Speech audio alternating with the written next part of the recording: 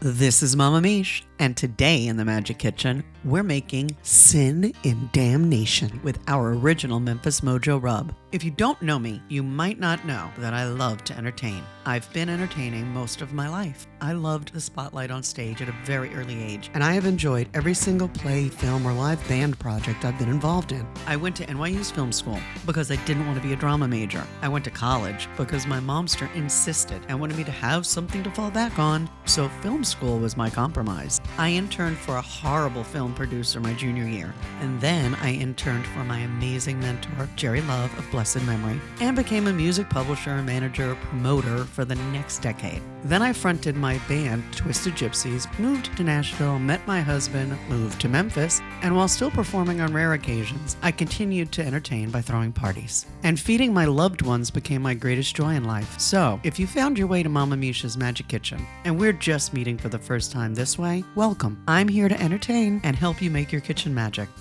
As always, like, share, and subscribe.